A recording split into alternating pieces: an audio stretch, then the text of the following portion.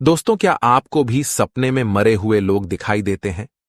किसी को अपने मरे हुए पिताश्री सपने में दर्शन देते हैं, तो किसी को अपनी मृत माता के दर्शन होते हैं। शायद आपने भी सपने में मृत परिजनों को अवश्य देखा होगा, लेकिन सुबह उठने के बाद आप उस सपने को दुर्लक्ष्य कर देते हैं। क्या अपने मन में कभी ऐसा विचार आया कि आपको ऐसा सपना क्यों दिखाई दिया? इस सपने का अर्थ क्या हो सकता है? लेकिन दोस्तों, क्या आप जानते हैं, सपने में मरे हुए परिजन दिखाई देने पर हमें महत्वपूर्ण संकेत भी मिलते हैं। सपने में मृत परिजन दिखाई देना कोई आम बात नहीं है। इसके पीछे गहरा रहस्य छिपा हुआ है, जिनका वर्णन हमारे पुराणों में किया गया है। आज हम आपको उन्हीं महत्वपूर्ण संकेतों के विषय में बताने जा रहे हैं, इसीलिए आप इस वीडियो को पूरा जरूर देखिए, क्योंकि आधा अधूरा ज्ञान घातक हो सकता है। आज की इस प्रस्तुति में हम आपको पितृपक्ष में सबसे अधिक सुनी जाने वाली एक ऐसी महान कथा सुनाने जा रहे हैं। इस कथा के माध्यम से आपको समझ में आ जाएगा कि सपने में मरे हुए लोग देखने का क्या अर्थ होता है। अगर सपने में मरे हुए लोग दिखाई देते हैं तो हमें बहुत ही महत्वपूर्ण संकेत मिलते हैं। दोस्तों, कथा को शुरू करने से पहले आप सभी से रिक्वेस्ट है कि आप इस वीडियो को लाइक जरूर करें और कमेंट में जय श्री कृष्ण अवश्य लिखें। तो चलिए आपको सुनाते हैं वह प्राचीन महान कथा। इस कथा को सुनने मात्र से ही पितरों की कृपा प्राप्त होती है। आइए सुनते हैं वह कथा। दोस्तों, एक बार देवर्षि नारद यमराज से मिलने के लिए यमलोक जाते हैं। यमराज देवर्षि नारद का बड़े प्रेम से आदर एवं सत्कार करते हैं और उन्हें प्रणाम करते हुए पूछने लगते हैं, हे देवर्षि, यमपुरी में आपका स्वागत है। आपके दर्शन से आज मैं धन्य हुआ और आपके चरण पड़ने से यमपुरी की शोभा बढ़ गई है। इस प्रकार से यमराज के द्वारा स्वागत किए जाने पर देवर्षि नारद प्रसन्न होते हैं और यमराज को भी प्रणाम करते हैं और कहते हैं, हे मृत्यु के देवता यमराज, आपको भी मेरा प्रणाम है। आपके आदर सत्कार से हम अत्यंत प्रसन्न हुए। फिर यमराज नारद जी से कहते हैं, हे देवर्षि, आज आपका यमलोक में आने का क्या प्रयोजन है? अवश्य ही कोई महत्वपूर्ण कार्य अथवा कोई महत्वपूर्ण समाचार लेकर आप आए होंगे, या फिर हमसे कोई भूल तो नहीं हुई है? कृपया बताइए, मैं आपकी क्या सेवा कर सकता हूं? तब देवर्षि नारद कहते हैं, हे धर्मराज, आप तो मृत्यु के तथा न्याय के देवता हैं। आप तीनों लोकों के सभी जीवित और मृत प्राणियों का लेखा जोखा रखते हैं। आपको समस्त चराचरों के भूत और भविष्य का भी ज्ञान है। इसीलिए मैं आपके पास कुछ शंका लेकर आया हूं, जिसे दूर करने की कृपा करे। फिर यमराज कहते हैं, हे देवर्षि, आप सत्य कहते हो। हम तीनों लोकों में निवास करने वाले सभी जीवित और मृत प्राणियों का लेखा जोखा अवश्य रखते हैं, किंतु आपके मन की बात जानना हमारे बस का नहीं है। आप तो तीनों लोकों की खबर रखते हैं। आप भगवान विष्णु के सबसे प्रिय भक्त हैं। आप समस्त शास्त्रों का भी ज्ञान रखते हैं, किंतु अगर आप मुझसे कुछ जानना चाहते हैं तो मैं अवश्य ही आपकी सहायता करूंगा। हे देवर्षि, आपकी जो भी शंका और प्रश्न है, आप निसंकोच पूछ सकते हैं। मैं अपने सामर्थ्य के अनुसार उनका जवाब देने का प्रयास अवश्य ही करूंगा। देवर्षि नारद कहते हैं, हे यमराज, मैं पृथ्वी लोक का भ्रमण करके आया हूं। मैंने पिशाच, प्रेत, कूष्मांड, वेताल, चुड़ैल, पिशाचिनी आदि प्रकार की कई विचित्र चीजें देखी हैं, जो जंगल में निवास करती है। इसके साथ ही मैंने देखा है, ये सभी दुष्ट शक्तियां मनुष्यों को परेशान करती है, उन्हें दुख देती है। इसका क्या कारण है? ये सभी बुरी शक्तियां मनुष्यों को क्यों परेशान करती हैं? तथा मेरे मन में अन्य एक प्रश्न है कि मनुष्य कई बार सपने में अपने पूर्वजों को देखता है, तो इसका क्या अर्थ होता है? सपने में मरे हुए लोग दिखाई देने का क्या मतलब है? इससे मनुष्य को कौन से संकेत मिलते हैं? मैं समस्त मनुष्य जाति के कल्याण के लिए इन प्रश्नों के उत्तर जानने के लिए ही आपके पास आया हूं। नारद जी के प्रश्न सुनकर यमराज कहते हैं, हे देवर्षि, आपने समस्त मानव जाति के कल्याण के लिए उचित ही प्रश्न किए हैं। मैं आपको इन सभी प्रश्नों के उत्तर अवश्य देता हूं, किंतु उससे पहले मैं आपको एक अत्यंत पवित्र कथा सुनाता हूं। इस कथा में आपको सभी प्रश्नों के उत्तर मिल जाएंगे। आप इस कथा को ध्यान से अवश्य सुने। जो भी मनुष्य इस कथा का श्रवण करता है, मैं उसके 32 अपराध माफ करता हूं। तब नारद जी कहते हैं, हे धर्मराज, आप मुझे वह महान कथा सुनाइए, मैं इसे ध्यान से सुनूंगा। तो दोस्तों, फिर यमराज देवर्षि नारद को यह महान कथा सुनाते हैं। तो चलिए आपको वह कथा सुनाते हैं। आप सभी इस कथा को ध्यान से सुनिए। एक समय की बात है, मध्य देश में एक अत्यंत शोभायमान नगरी थी, जहां पर एक सेठ अपने 4 भाइयों के साथ निवास करता था। उस सेठ का नाम धर्मण था। उसके 4 भाई सुमन, नंदन, विरचन और विभान थे। सेठ और उसके सभी भाइयों का विवाह हो चुका था और सभी बड़े प्रेम के साथ एक दूसरे के साथ रहते थे। सेठ के पास किसी चीज की कोई कमी नहीं थी। वह और उसके भाई बहुत मेहनती थे और मिलजुल कर व्यापार और खेती करते थे। पूरे नगर में सेठ के जितना कोई धनवान नहीं था। यह सारी संपत्ति सेठ को उसके पूर्वजों से ही प्राप्त हुई थी। सेठ के पूर्वज महादानी और दयावान थे। वे सभी दान धर्म तथा अनेक प्रकार के यज्ञ, हवन आदि धार्मिक कार्य किया करते थे। किंतु सेठ कंजूस स्वभाव का था और उसके अंदर पूर्वजों के लक्षण नहीं थे। सेठ न दान धर्म करता और न ही यज्ञ तथा हवन आदि कार्य करता था। सेठ ने धन तो बहुत इकट्ठा किया था, किंतु उसने कभी अपने धन का सदुपयोग नहीं किया। उसने कभी किसी को फूटी कौड़ी भी दान में नहीं दी और ना ही उसने कभी दूसरों को भोजन कराया। सेठ के पूर्वज तो मंदिरों में भंडारा दिया करते थे, गरीबों को वस्त्र तथा अन्न का दान किया करते थे, लेकिन सेठ ने अपने पूर्वजों का कभी अनुसरण नहीं किया। वह हमेशा ही धन कमाने में और धन का संचय करने में लगा रहता था, जिससे उसके पास बहुत सारी धन संपत्ति तो हो गई, लेकिन उसके पूर्वज उससे बहुत दुखी और नाराज हो गए। फिर पितृपक्ष आया। पितृपक्ष में सभी पूर्वज अपने पुत्रों के द्वारा श्राद्ध और तर्पण की अपेक्षा कर रहे थे, किंतु उनके किसी भी पुत्र ने अपने पूर्वजों के लिए न श्राद्ध किया और न ही तर्पण किया। उन्होंने न दान धर्म किया और न ही किसी भूखे प्राणी को भोजन कराया। अपने पुत्रों को ऐसी दुष्टता देखकर सभी पितृगण अत्यंत दुखी हुए। सेठ के पूर्वजों को अपने पुत्र का व्यवहार ठीक नहीं लगता था। इसी कारण से वे पितृलोक में भी दुखी ही रहा करते थे। धन कमाने के लालच में सेठ इतना उन्मत्त हो गया कि वह अपने पूर्वजों को भी भूल गया और उसने अपने पूर्वजों का श्राद्ध तथा तर्पण आदि कार्य करना भी बंद कर दिया, जिससे उसके पूर्वजों की आत्मा की तृप्ति नहीं होती थी। वे अपने पुत्र के ऐसे व्यवहार से दुखी रहने लगे। फिर एक दिन उस सेठ के पूर्वज चर्चा करते हैं।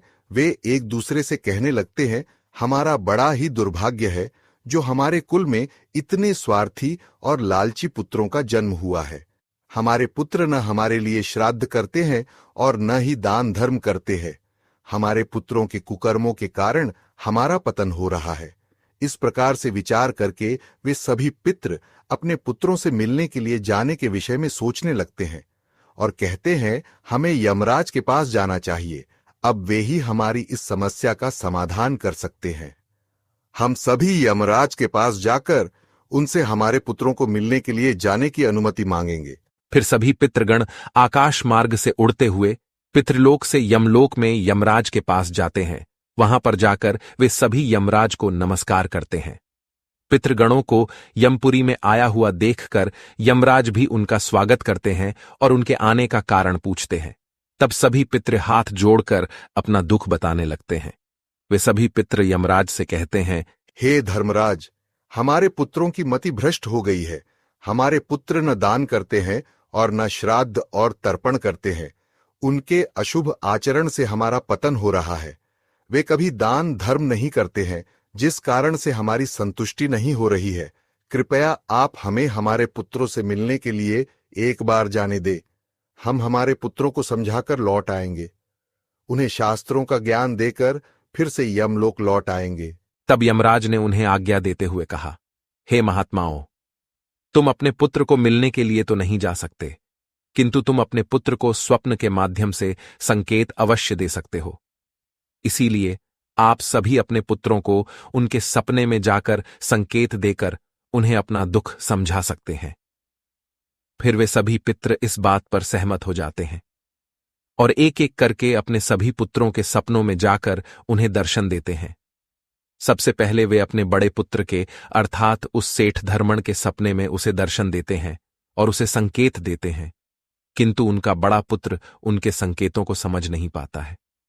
दूसरे दिन जागने पर वह उस सपने को भूल जाता है और अपने पितरों के द्वारा दिए गए संकेतों को भी नजरअंदाज कर देता है।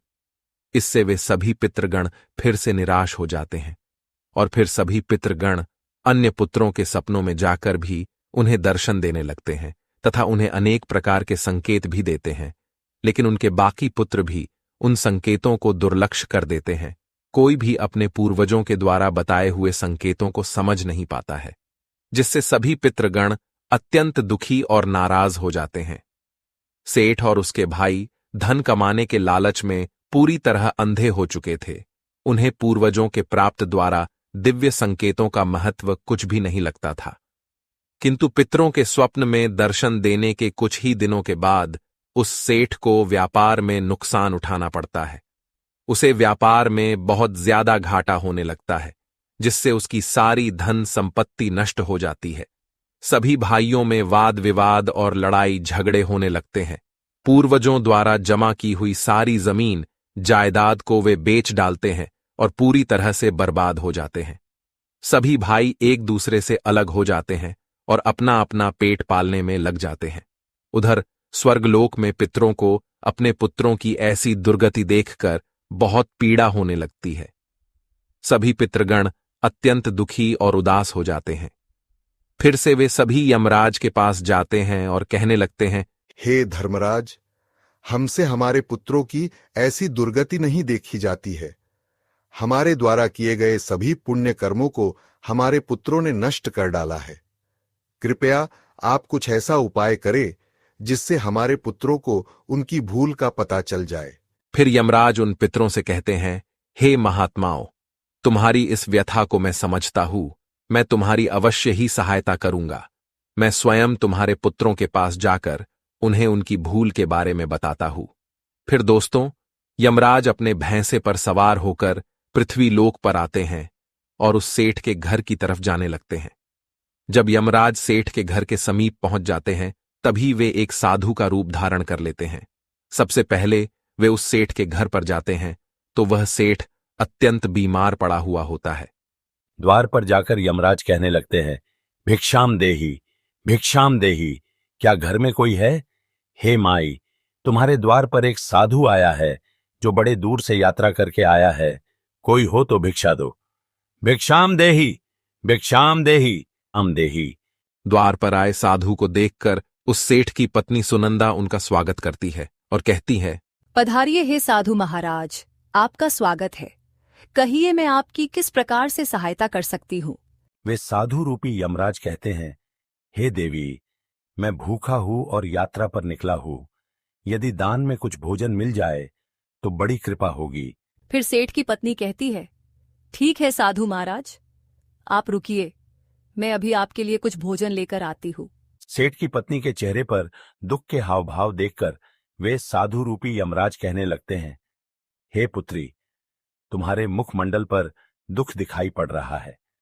अगर कोई गोपनीय बात न हो तो मुझे बताओ, तुम्हारे दुख का क्या कारण है? वह स्त्री कहती है, हे साधु महाराज, आप सत्य कह रहे हैं। पहले हम बहुत धनवान और समृद्ध थे। मेरे पति और उनके भाई सभी साथ साथ रहते थे, किंतु अचानक ही सभी भाइयों में झगड़ा हो गया। अचानक से हमारा सारा व्यापार डूब गया और हम सभी दरिद्री हो गए हैं। यह किस दोष के कारण हुआ है? कृपया आप हमें बताइए। तब साधु कहता है, हे पुत्री, तुम्हारे घर में पितृ दोष है। उसी कारण से तुम्हारे पति की यह दशा हुई है। तुम्हारे पति के कर्मों के कारण उसके पूर्वज रुष्ट हुए हैं। साधु की बात सुनकर वह सेठ वहां पर आता है और साधु से पूछने लगता है, हे साधु महाराज, कृपया मुझे बताइए, मैंने ऐसा कौन सा पाप किया है जो मेरा सब कुछ बर्बाद हो गया? मेरे भाई भी मुझे छोड़कर चले गए और मैं बीमार पड़ गया। तब वह साधु कहते हैं, हे पुत्र, तुमने अपने पूर्वजों को नाराज किया है। तुम्हारे पूर्वजों ने जो संपत्ति और पुण्य अर्जित किया था, उसे तुमने और तुम्हारे भाइयों ने नष्ट कर दिया। इसी कारण से तुम्हारी यह दुर्गति हुई है। तुम लोगों ने अपने पितरों का श्राद्ध नहीं किया, उनका तर्पण नहीं किया। इसी कारण से तुम्हारे सभी पूर्वज तुमसे रुष्ट हो गए हैं। तुम्हारे पूर्वजों ने सपने में आकर तुम्हें कई महत्वपूर्ण संकेत दिए थे, किंतु तुमने उन संकेतों को दुर्लक्ष्य कर दिया और अपने पूर्वजों को अपमानित किया है। यही कारण है कि तुम्हारा सारा वैभव नष्ट हो चुका है। इस प्रकार से उस साधु के द्वारा बताने पर उस सेठ को सब कुछ पता चल जाता है। उसे याद आता है कि उसके सपने में उसके पूर्वजों ने उसे दर्शन दिए थे। वह सेठ उस साधु से कहता है, हे साधु महात्मा, आप सत्य कह रहे हैं। हमारे पूर्वजों ने हमें सपने में दर्शन अवश्य दिए थे, किंतु हम उनके द्वारा दिए गए संकेतों को समझ नहीं पाए। कृपया आप मुझे सपने में पूर्वजों को देखने पर क्या संकेत मिलते हैं, इस बारे में बताइए। फिर वह साधु कहते हैं, हे पुत्र, अब तुम ध्यान से सुनो। मैं तुम्हें सपने में पूर्वज दिखाई देने पर मिलने वाले संकेतों के बारे में बताता हूं। साधु रूपी यमराज कहते हैं, हे पुत्र, यदि पितरों का उद्धार नहीं होता है तो वे प्रेत योनि में ही मृत्यु लोक पर भटक रहे होते हैं। वे भूख प्यास से व्याकुल होकर अपने परिवारजनों के घर में प्रवेश करते हैं। सुनो वत्स, अब मैं तुम्हें उन सभी संकेतों के बारे में बताता हूं जो तुम्हें ध्यान में रखना चाहिए। यमराज ने साधु के वेश में सेठ को बताया, यदि तुम अपने सपने में अपने पूर्वजों को भूख और प्यास से व्याकुल देखते हो तो यह संकेत अत्यंत महत्वपूर्ण है। इसका तात्पर्य यह है कि तुम्हारे पितृ अभी भी प्रेत योनि में भटक रहे हैं। इसका कारण यह है कि उनके लिए उचित रूप से श्राद्ध कर्म और तर्पण नहीं किया गया है। वे अब भी अपने परिवार से आहार और जल की प्रतीक्षा कर रहे हैं। यह स्थिति तब उत्पन्न होती है जब पूर्वजों का तर्पण समय पर नहीं किया जाता या जब श्राद्ध की प्रक्रिया को पूरी श्रद्धा से नहीं निभाया जाता। तुम्हारे पूर्वज स्वप्न के माध्यम से अपनी पीड़ा व्यक्त कर रहे हैं ताकि तुम उनकी स्थिति को समझो और उनके लिए आवश्यक धार्मिक अनुष्ठान कर सको। इस समस्या का समाधान यही है कि अपने पितरों के लिए विधि पूर्वक श्राद्ध कर्म और तर्पण किया जाए। सेठ को और स्पष्ट करते हुए यमराज बोले, अगर तुम्हें अपने सपने में मृत पूर्वज जंजीरों में बंधे हुए दिखाई देते हैं तो यह अत्यंत चिंता का विषय है। यह संकेत इस बात का प्रतीक है कि तुम्हारे पितृ किसी बंधन में हैं और उन्हें मुक्ति नहीं मिल पाई है। यह स्थिति तब उत्पन्न होती है जब उनके श्राद्ध या तर्पण समय पर नहीं किए जाते या उनके लिए आवश्यक धार्मिक कृत्य अधूरे रहते हैं। यह दर्शाता है कि पितरों की मुक्ति में बाधाएं उत्पन्न हो रही हैं। इस समस्या का समाधान भी यही है कि तुम दान, श्राद्ध और तर्पण का आयोजन करो ताकि पितरों की आत्मा को शांति मिल सके और वे अपने बंधनों से मुक्त हो सकें। यमराज ने गंभीरता से कहा, अगर तुम्हारे पूर्वज सपने में मैले और फटे पुराने वस्त्र पहने हुए दिखाई दें तो यह अत्यंत अशुभ संकेत है। यह इस बात का प्रतीक है कि तुम्हारे पितृ अत्यधिक दुखी और पीड़ित हैं। वे प्रेत योनि में भटक रहे हैं और उनकी आत्मा को शांति प्राप्त नहीं हो पा रही है। यह तब होता है जब उनके लिए श्राद्ध कर्म, तर्पण और पिंडदान नहीं किया जाता। इसलिए जब भी इस प्रकार का सपना आए, अपने पूर्वजों की आत्मा की शांति के लिए तुरंत पिंडदान और तर्पण करना अनिवार्य होता है। सेठ से बात करते हुए यमराज ने समझाया, अगर तुम्हारे पूर्वज सपने में तुमसे कुछ मांगते हुए दिखाई दें तो यह इस बात का संकेत है कि उनकी कोई अधूरी इच्छा बाकी रह गई है। उनके जीवन काल की कोई अभिलाषा अधूरी रह गई थी जो उन्हें मुक्ति प्राप्त करने में बाधा डाल रही है। ऐसे सपनों में यह देखना महत्वपूर्ण है कि वे किस प्रकार की वस्तु की मांग कर रहे हैं। तुम्हें उस वस्तु या उसकी समरूप चीज का दान करना चाहिए ताकि उनके अधूरे कार्य पूर्ण हो सकें और उनकी आत्मा को शांति प्राप्त हो सके। जब उनकी इच्छाएं पूरी हो जाती हैं तो वे प्रेत योनि से मुक्ति पा लेते हैं। यमराज ने सेठ की ओर देखते हुए कहा, यदि सपने में तुम्हारे पूर्वज तुम्हारे सिर पर हाथ फेरते हुए दिखाई दें तो यह अत्यंत शुभ संकेत होता है। इसका अर्थ यह है कि तुम्हारे पूर्वज तुमसे अत्यधिक प्रसन्न हैं और तुम्हें अपना आशीर्वाद दे रहे हैं। ऐसे सपने इस बात का प्रतीक होते हैं कि तुम्हारे जीवन में कुछ अच्छा होने वाला है और तुम्हारे पूर्वज सदैव तुम्हारे साथ रहकर तुम्हारी रक्षा कर रहे हैं। यह संकेत तुम्हारे पितरों की प्रसन्नता का प्रतीक है जो उनके आशीर्वाद के रूप में प्रकट हो रहा है। यमराज ने समझाया, अगर तुम्हारे पूर्वज सपने में तुम्हारी ओर हाथ बढ़ाते हुए दिखाई दें तो यह अत्यंत शुभ संकेत है। इसका अर्थ यह है कि तुम्हारे पितृ तुम्हारे प्रयासों से संतुष्ट हैं और तुम्हें जीवन में सफलता मिलेगी। ऐसे सपने दिखना यह दर्शाता है कि तुम्हारे पितृ तुम्हारे साथ हैं और वे तुम्हारी उन्नति और सफलता के लिए आशीर्वाद दे रहे हैं। इस प्रकार के सपने आने पर तुम्हें यह सुनिश्चित करना चाहिए कि तुम सही मार्ग पर चल रहे हो। यमराज ने चिंतित स्वर में कहा, यदि सपने में तुम्हारे पूर्वज अचानक अदृश्य हो जाते हैं तो यह एक अशुभ संकेत होता है। इसका अर्थ है कि तुम्हारे जीवन में कोई संकट आने वाला है और तुम्हें सावधान हो जाना चाहिए। यह सपने इस बात का सूचक है कि निकट भविष्य में कोई बड़ी कठिनाई तुम्हारे सामने आ सकती है। ऐसे सपनों से यह सीख मिलती है कि हमें मानसिक और आध्यात्मिक रूप से किसी भी आने वाले कष्ट के लिए तैयार रहना चाहिए। सेठ को और अधिक गंभीर होते हुए यमराज बोले, अगर सपने में तुम्हारे पूर्वज क्रोधित अवस्था में दिखाई दें तो यह इस बात का संकेत है कि वे तुमसे नाराज हैं। इसका अर्थ यह है कि तुम कोई ऐसा कार्य कर रहे हो जो उन्हें पसंद नहीं है और वे चाहते हैं कि तुम उस कार्य को बंद कर दो। यह एक चेतावनी है कि तुम्हारे कर्मों में कोई कमी है और तुम्हें अपने मार्ग पर विचार करना चाहिए। इस प्रकार का सपना आने पर तुम्हें अपने कार्यों की समीक्षा करनी चाहिए और सही मार्ग पर चलने का प्रयास करना चाहिए। यमराज ने दुख भरे स्वर में कहा, अगर तुम अपने सपने में अपने पूर्वजों को रोते हुए देखो तो यह अत्यंत अशुभ संकेत है। यह इस बात का प्रतीक है कि तुम्हारे जीवन में कोई बड़ा संकट आने वाला है और तुम्हारे पूर्वज उस संकट से बहुत दुखी हैं।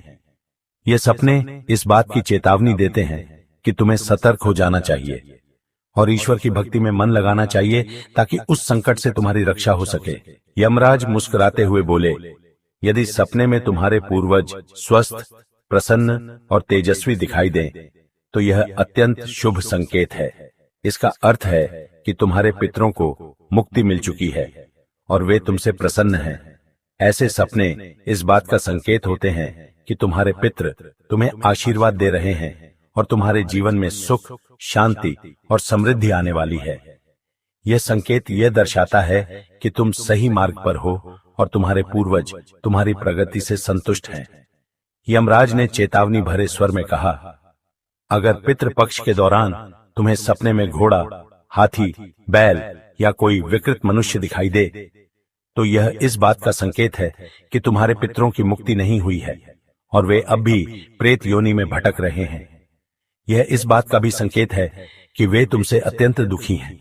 ऐसे संकेत मिलने पर तुम्हें तुरंत पितरों की संतुष्टि के लिए दान और श्राद्ध करना चाहिए ताकि उनकी आत्मा को शांति मिल सके। अंत में यमराज बोले, यदि तुम्हें सपने में कोई जानवर जैसे कुत्ता, बैल, गाय या अन्य पशु मनुष्य की तरह बात करते हुए दिखाई दें तो यह अत्यंत विचलित करने वाला संकेत है। इसका अर्थ यह है कि तुम्हारे पितरों की आत्मा को शांति नहीं मिल रही है। यह इस बात का संकेत है कि तुमने उनके लिए आवश्यक धार्मिक कृत्य अधूरे छोड़े हैं। इस स्थिति में तुम्हें तर्पण, पिंडदान या अन्य धार्मिक अनुष्ठान करके अपने पितरों की आत्मा की शांति के लिए प्रार्थना करनी चाहिए। तब वह साधु कहता है, हे पुत्र, यदि तुम्हें भी इस प्रकार के सपने दिखाई पड़े हैं तो तुम्हें अपने पूर्वजों को प्रसन्न करने के लिए दान, धर्म, तर्पण, श्राद्ध आदि कर्म करने चाहिए, जिससे तुम्हारे सभी कष्ट दूर होंगे। उस साधु की बात सुनकर उस सेठ को अपनी गलती का एहसास हो जाता है और वह तुरंत ही अपने भाइयों के पास जाता है और उन्हें साधु के द्वारा बताई हुई बात बता देता है। फिर सभी भाइयों को समझ में आ जाता है कि उनके पूर्वज उन्हें सपने में आकर संकेत दे रहे थे। फिर वे सभी भाई मिलकर नदी के तट पर जाते हैं और अपने पूर्वजों के लिए श्राद्ध, तर्पण, दान, धर्म आदि कार्य करते हैं और अपने पितरों को संतुष्ट करते हैं। फिर एक दिन उनके पूर्वज उनके सपने में आकर उन्हें दर्शन देते हैं और उन्हें नाना प्रकार के संकेत देते हैं। वे सभी संकेत शुभ होते हैं। अपने पितरों के द्वारा शुभ संकेत प्राप्त होने पर उन सभी भाइयों का जीवन खुशियों से भर जाता है। उनके सभी रोग और दोष समाप्त होते हैं। वे फिर एकजुट होकर रहने लगते हैं और खूब तरक्की करते हैं। यमराज नारद जी से कहते हैं, हे देवर्षि, जब मनुष्य के पूर्वज संतुष्ट हो जाते हैं तब मनुष्यों को अनेक प्रकार के संकेत प्राप्त होते हैं। अब मैं तुम्हें उन शुभ संकेतों के विषय में बताता हूं। यदि सपने में मृत परिजन सिर पर हाथ फिराते हुए दिखाई देते हैं।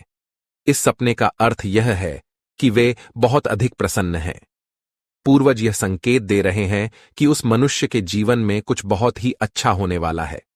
यदि पूर्वज मनुष्य की ओर हाथ बढ़ाते हुए दिखाई देते हैं तो पूर्वज यह संकेत दे रहे हैं कि मनुष्य जो भी काम कर रहे हैं उससे वे संतुष्ट हैं और उसे उस कार्य में अवश्य ही सफलता प्राप्त होगी। यदि सपने में पूर्वज स्वस्थ दिखाई देते हैं, उनके मुखमंडल पर तेज दिखाई देता है और उनके वस्त्र चमकीले और सफेद रंग के होते हैं, तो उन पितरों को मुक्ति मिल चुकी है, ऐसा समझना चाहिए। अगर सपने में पूर्वज दूर आकाश में बादलों पर बैठे हुए दिखाई देते हैं तो यह शुभ संकेत है। मनुष्य के पूर्वज अत्यंत प्रसन्न है और उसे आशीर्वाद दे रहे हैं। इस प्रकार से उन सभी भाइयों को पूर्वजों के द्वारा शुभ संकेत प्राप्त होते हैं और उनका खोया हुआ सारा धन और संपत्ति उन्हें वापस मिल जाते हैं और सभी भाई मिलजुल कर एक साथ रहने लगते हैं और सुखपूर्वक 100 वर्षों तक जीवन व्यतीत करके दिव्य विमानों में बैठकर पितृलोक चले जाते हैं। तो दोस्तों, इस प्रकार से यमराज ने देवर्षि नारद को पितरों के द्वारा मिलने वाले संकेत बताए हैं। आपको यह कथा कैसी लगी कमेंट करके जरूर बताएं। जानकारी अच्छी लगी तो वीडियो को लाइक करें और कमेंट में जय श्री कृष्ण जरूर लिखें। साथ ही चैनल को सब्सक्राइब करें। आप सभी का धन्यवाद।